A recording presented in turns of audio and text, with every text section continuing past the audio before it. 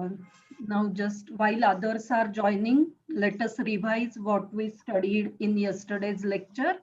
So just type the topic names that we studied yesterday.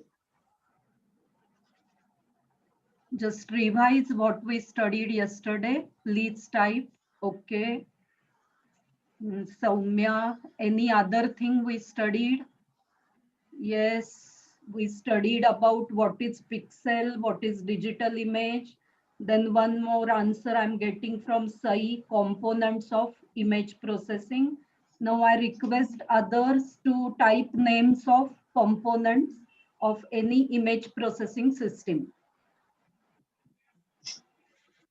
Yes, Sai, we also studied representation of digital image, how we take 3D how we take 2D projection of a 3D real object and how we represent it digitally. That we studied yesterday. Yes, Sakshi, we studied basic types of images, that is monochrome image and RGB image. Okay, Akshat, yes, one of the component of image processing system is microcontroller or your desktop machine. Yes, we studied about image sensor, storage devices and computer. So these three are the main components of digital image processing system. Then we also talked about relation between number of bits used to represent a pixel and total number of intensity levels. Very good, Pranav, Sakshi, Akshat, Sai, all. Good. So I hope. Okay, so 36 participants are there. Now let us start with today's lecture. Okay, so in yesterday's lecture, we studied about what is digital image processing. So digital image processing is an area that uses digital systems and software algorithms to carry out the image processing operations. The image processing operations may include quality enhancement of an image, or it can have counting of objects or image analysis. So all these things in a broader sense are known as image processing or digital image processing. So in yesterday's lecture, we talked about what is digital image, what is image processing, and we have also studied how to represent a digital image and what are the various components of image processing system. Now in today's lecture, we are going to study key stages in image processing, or we are going to study various types of operations that we can apply on an image.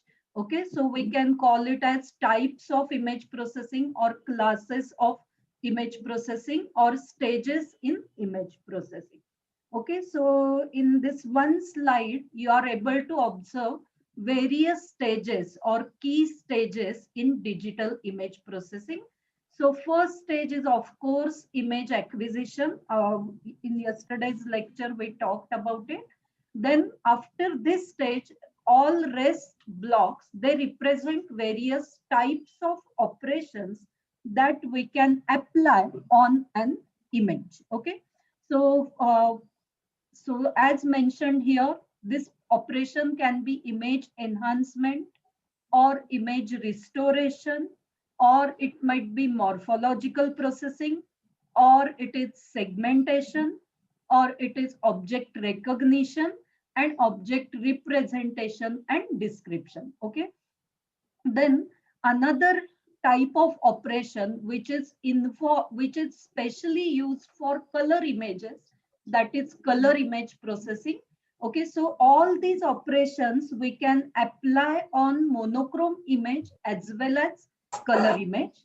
In addition to these operations for color images, we can have additional processing techniques like conversion from one color model to other color model, or conversion from color image to monochrome image. Okay, And one more domain which is applicable for all the images, that is image compression.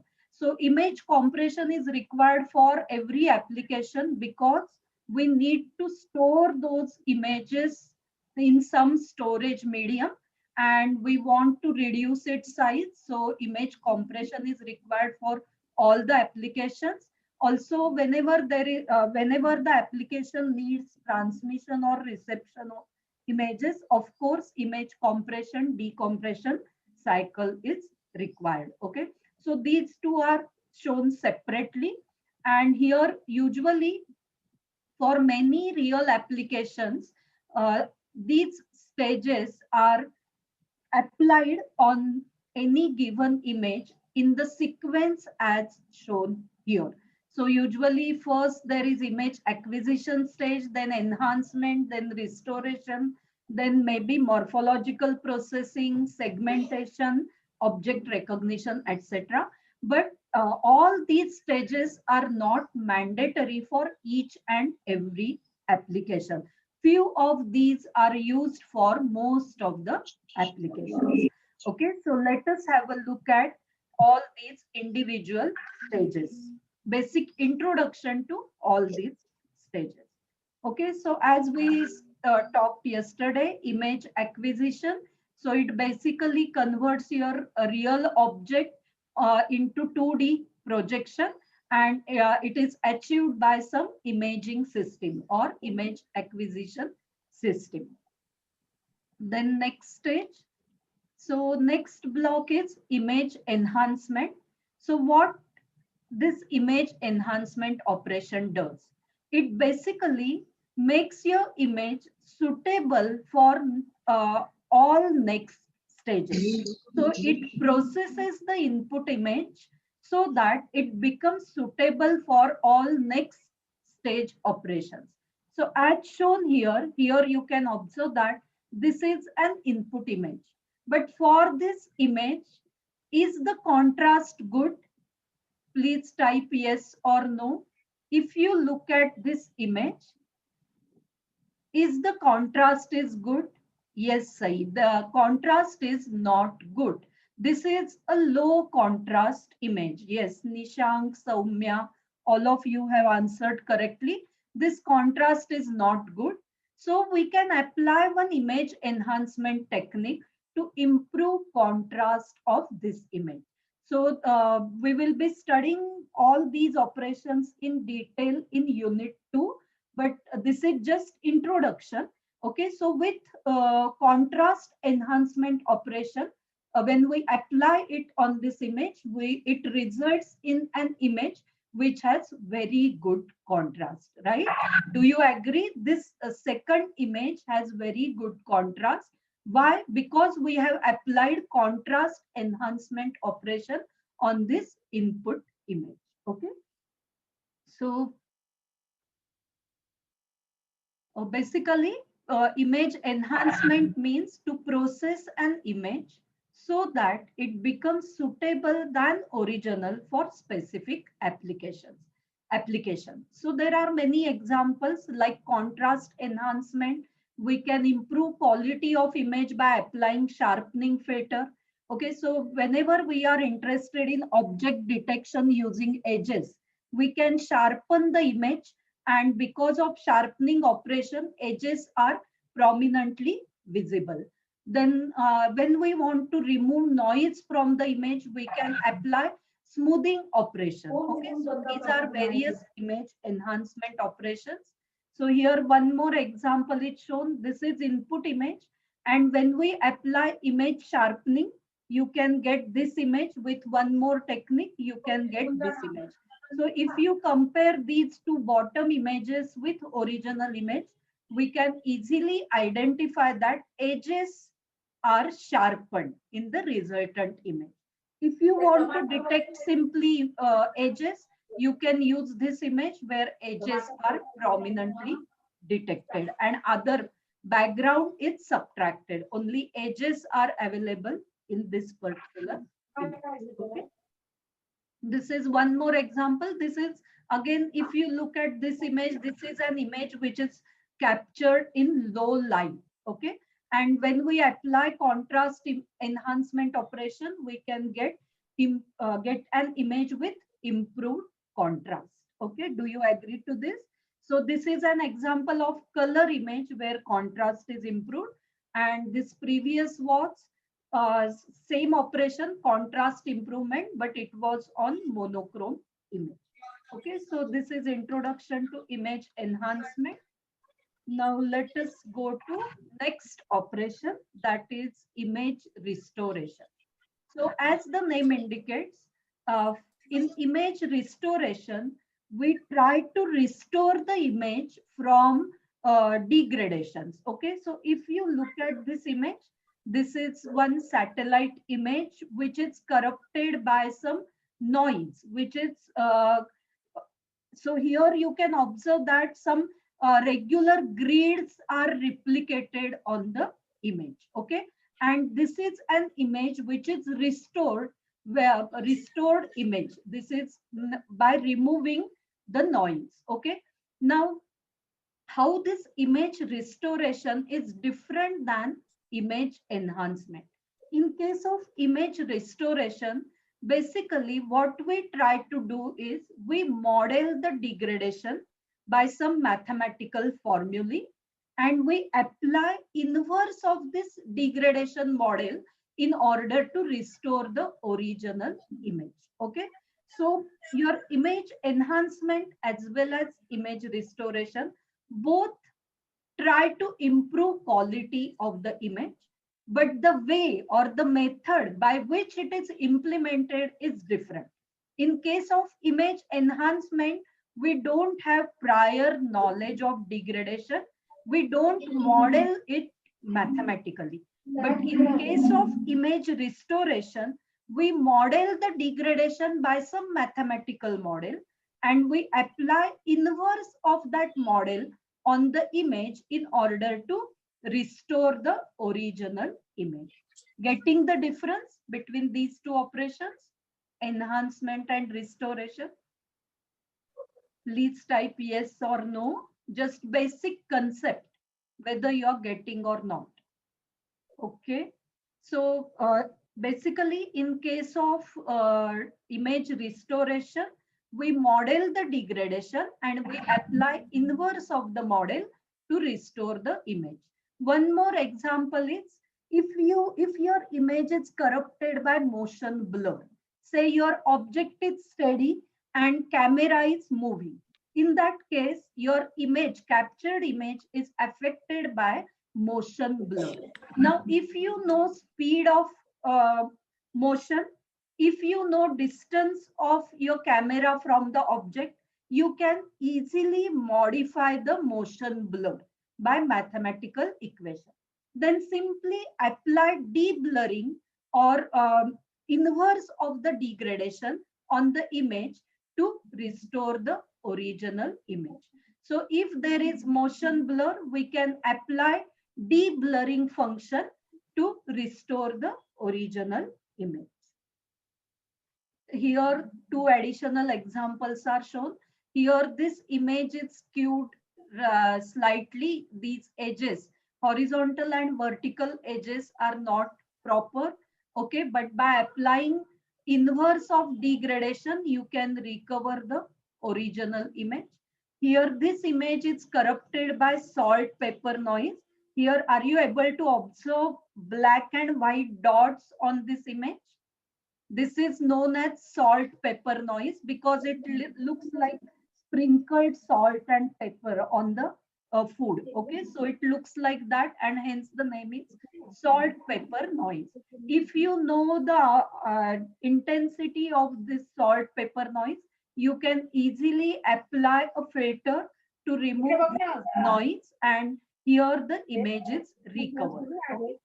So these are few additional examples of how restoration works. Okay.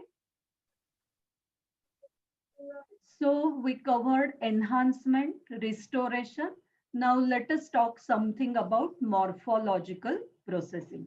So basically this term morphology means a structure of plants or animal cells. And similar operation we can apply on images, and this is known as morphological processing.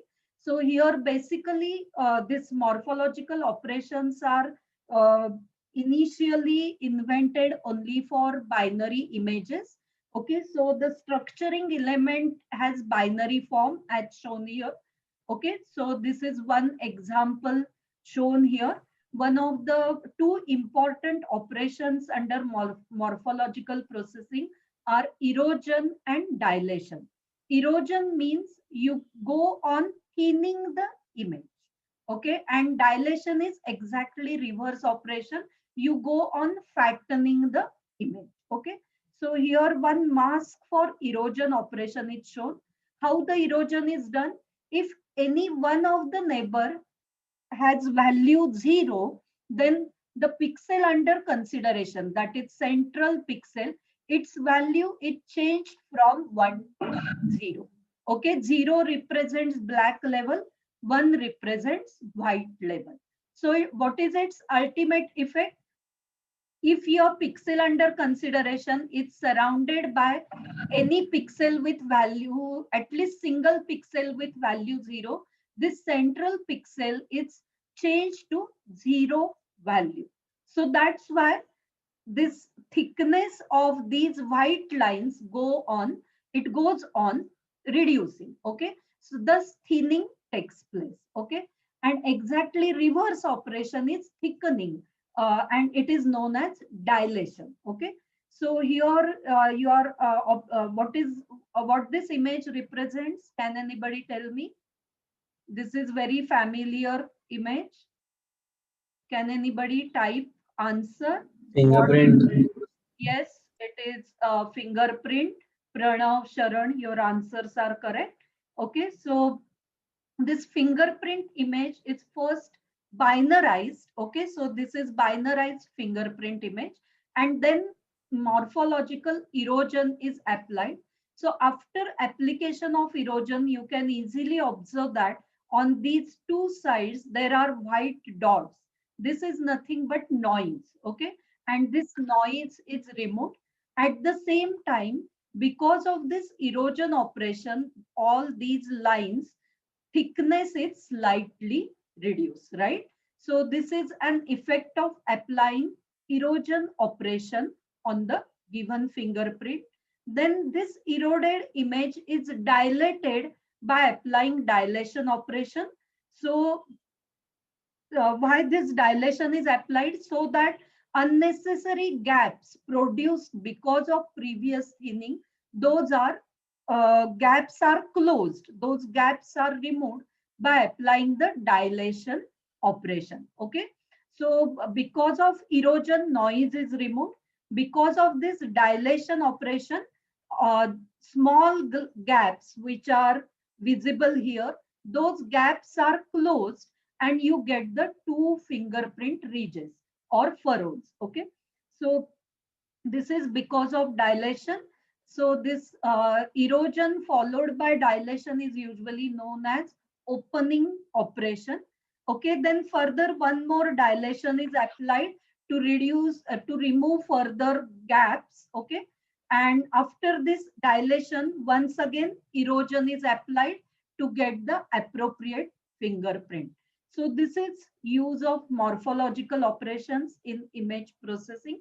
Many image analysis application use this morphological operation stage.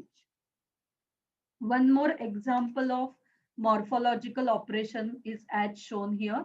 So here this is input image, and the given problem statement is to identify these big squares. Okay, and for these big squares size is 15 by 15. Okay, so the task is to identify these big squares. So what is done is, on this input image, erosion operation is applied using mask size of 13 by 13, which is slightly less than the desired square size. Your desired square size is 15 by 15, and erosion is done by using square mask of size 13 by 30. So when we apply this mask for erosion operation on this image, all the squares having a dimension less than 13 by 13, those are eroded. So this is result of applying erosion. Okay. So because the mask size is 13 by 13, all the squares with size less than 13 by 13, those are thinned to zero value. Those are removed because of erosion operation. And if you look at these large squares, instead of these large squares, because of erosion operation, you are getting small squares here, or small dots, which correspond to these three squares of size 15 by 50. Because of erosion operation, a small dot represents your actual square of large size. Now, how to recover these squares? So simply we can apply reverse operation, that is dilate this image by square of size 13 by 13. And after dilation operation, you are getting these desired squares. Okay. So this is, so morphological operations have morphological operations are very useful in image analysis, many image analysis applications. Okay, so let us go to next one, that is segmentation.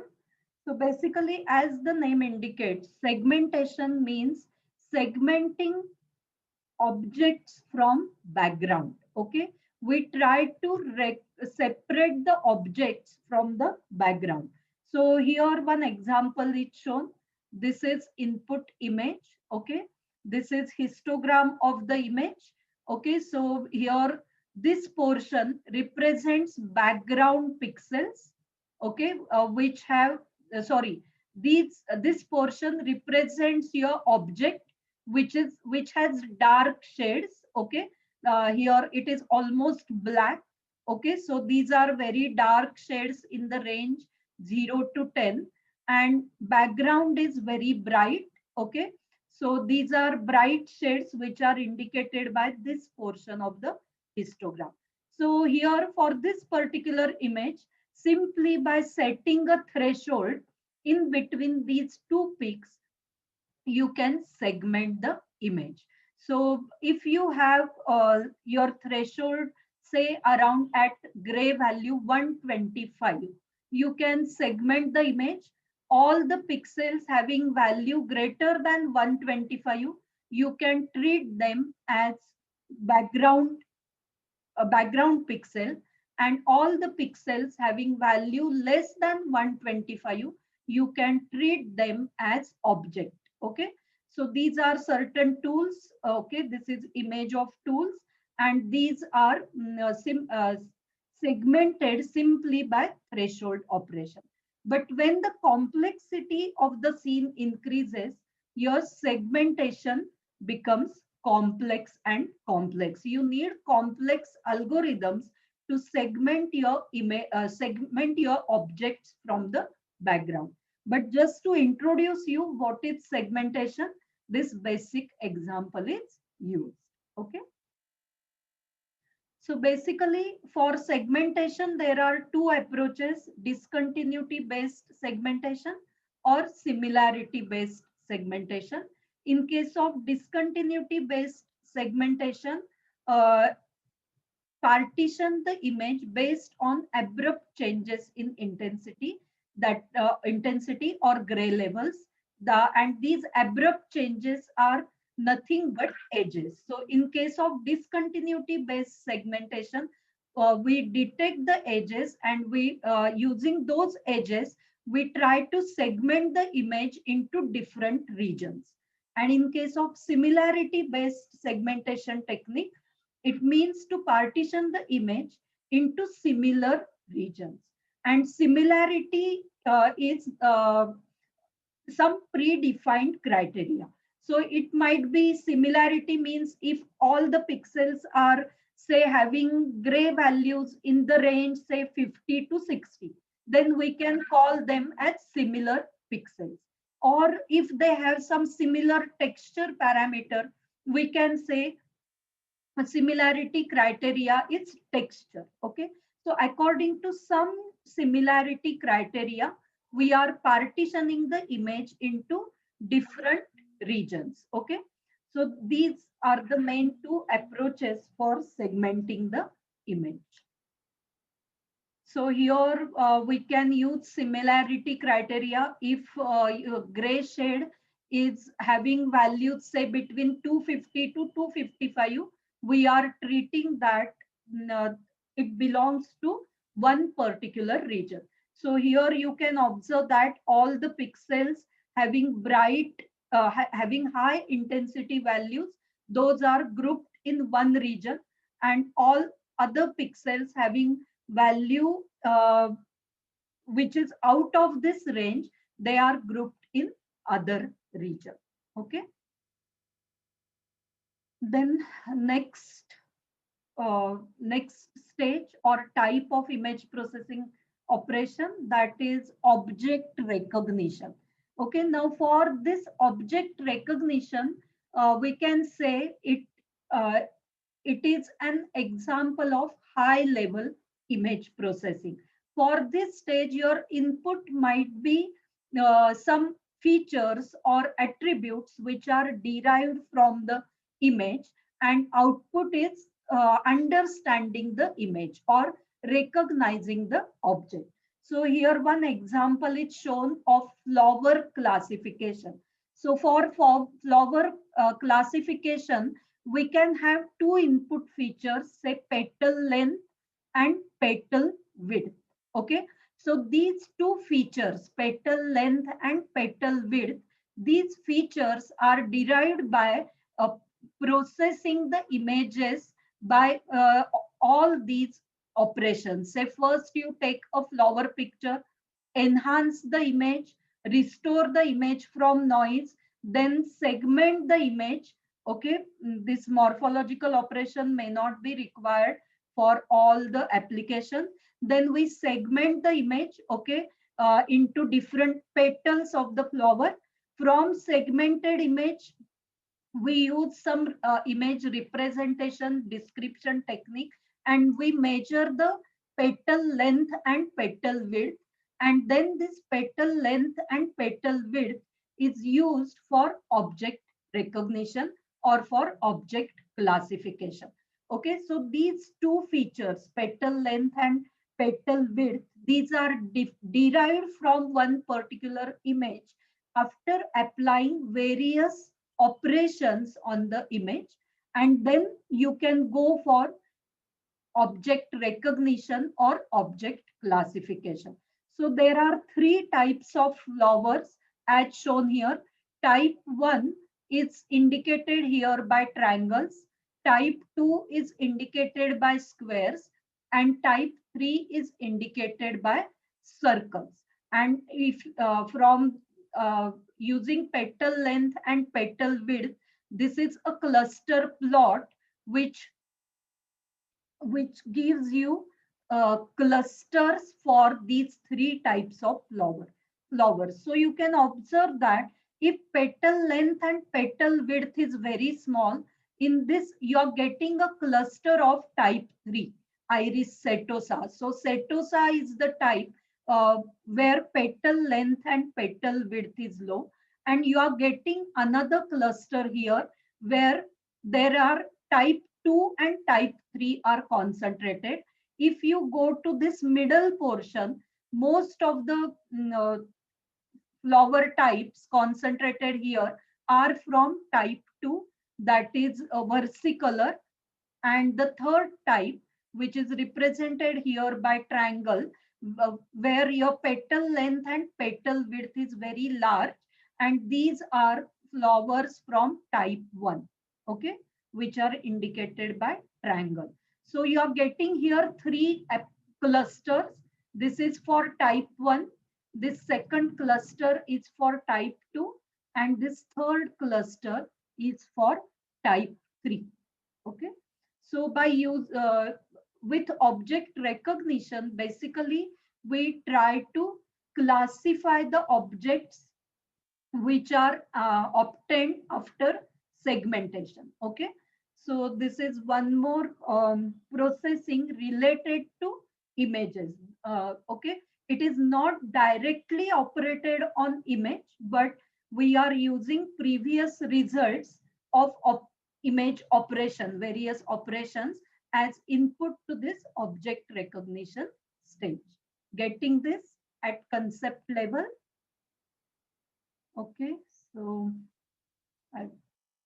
now one more operation in image processing, that is representation and description of images.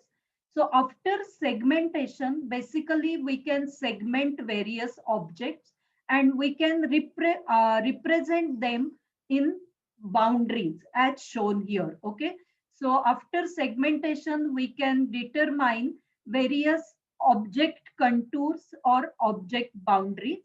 Okay, but using it as it is, as an image, is not suitable for the next stage, that is object recognition or image understanding.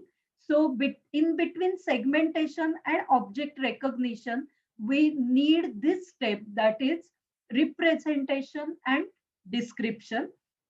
Okay, so to represent the objects, what we need to use some techniques to represent these boundaries. So one of the example of object representation is chain codes.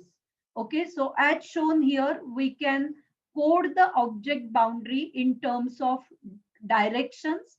Okay, 0, 1, 2, 3. If it is 4 neighbor chain code, if it is 8 direction chain code, instead of 4 directions, 0, 1, 2, 3, we can use 7 directions, diagonal direction. We also take into account diagonal directions. Okay, and total there are 8 directions in which we can represent the object.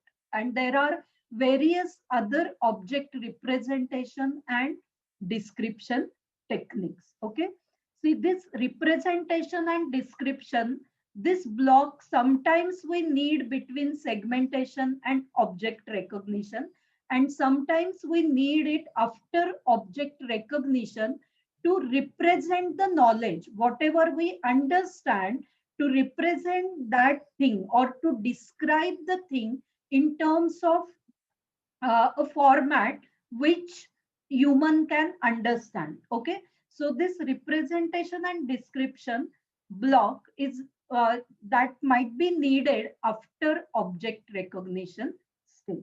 Okay, so hope all these basic stages are clear to you. What is image enhancement, image restoration, morphological processing, segmentation, and object recognition. Okay, just type your answer.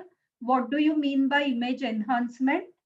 Just type it in the chat box so that I can understand. Okay, so there is one question from Sharan. What is difference between segmentation and object recognition? Yes, segmentation basically simply uh, segments segment your image into different regions. And recognizing means you have to identify those objects further, as shown here in the previous slide. Sorry, here. So object recognition means we try to say further classify the segmented regions or segmented objects into different types. Say, just I can give you one example.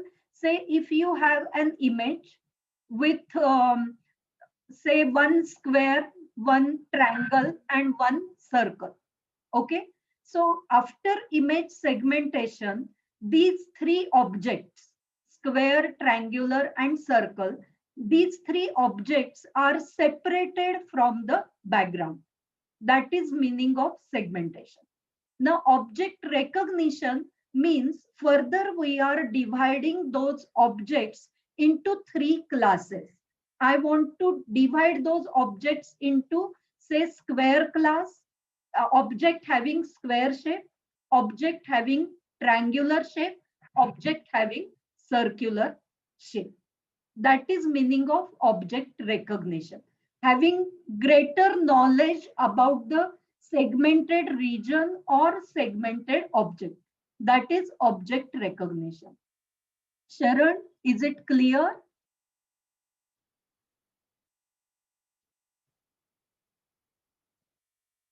Okay. Um, okay. Now let us go to next slide. Just before that, okay, Akshata, your answer is correct. I asked you to answer what is image enhancement. Yes, procedure of improving the image quality. That is meaning of image enhancement. Okay, Pranav, your answer is correct. Gargi, your answer is correct. Okay. So there is one more question. Could you explain by Manas? Explain representation and description. Okay, at this stage, I request you to simply remember representing the object means converting that segmented object into some other format.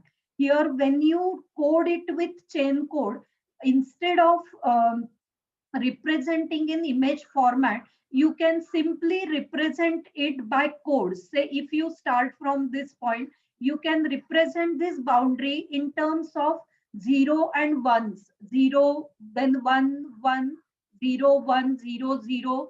Then next direction is 3, 3, 3, 3, 3. Then 2, 3, 2, 2, 1, 2, 1, 1, 1. So what is we are representing, we are converting it into some other format. Why? Because it compresses your data and it becomes suitable for next stage. And when we are using it after object recognition, we are representing it in a format which a human can understand. Okay, we will be studying all these topics in further details in respective units. Okay, Manas? Okay. So let us talk about this image compression. So as we discussed yesterday, in order to store a single image, you need huge amount of storage. And when we are dealing with any image processing application, we need large number of images. So it increases your storage requirement. So we need to apply image compression techniques on the given image. So here, are you able to read these extensions? PNG, then this PNG format or JPG format. These are examples of image compression standards. Okay, so basically in order to represent digital image, as we studied yesterday, we need large amount of storage. If the image size is m by n, you need m into n into k, where k number of bits, where k represents number of bits per pixel. And instead of monochrome, if it is a color image, you need 3 times storage, because for color image uh, there are three bytes corresponding to each pixel, one for R, one for G, one for blue, red, green, and blue. So you need huge amount of storage for storing color images as well as monochrome images. Okay, so for that you need some compression technique. So what compression does, it basically uh, re reduces number of bits required to store or transmit images, of course, without any appreciable loss of information. And how we can achieve this? It can be achieved by removing redundancies. Okay. And for images, there are two techniques: lossless compression techniques and lossy compression technique. For images, we can take advantage of lossy compression techniques, because for images, in an image, if there is data which is psychovisually redundant, we can easily remove that data, because though we remove that data, quality of the image is not affected as far as human vision is considered. So we can easily remove that data. Okay, and we can go for lossy compression techniques. Okay, again, all further details we will be studying in that particular unit based on image compression. Okay, so this is one example. This is original image, this is compressed image. But so say the for original image, whatever number of bytes you need, say if you are using x number of bytes, and in this image x by 100 number of bytes are used. But even with so less number of bytes, you are getting almost same quality of the image. Visual quality is almost same. Okay. So compression techniques are very important in image processing. Okay, because it reduces storage and improves transmission rate. Okay. Then about color image processing. Basically, human eye can discriminate very less number of gray shades than colors. Human eye can differentiate between large number of colors. That's why for certain applications like medical diagnosis, for medical images, your gray monochrome image is assigned colors so that abnormalities from the image, those are easily visible. So here one example is shown. This is monochrome image, and here with, if you look in this region, these gray shades are not easily differentiable by our eye.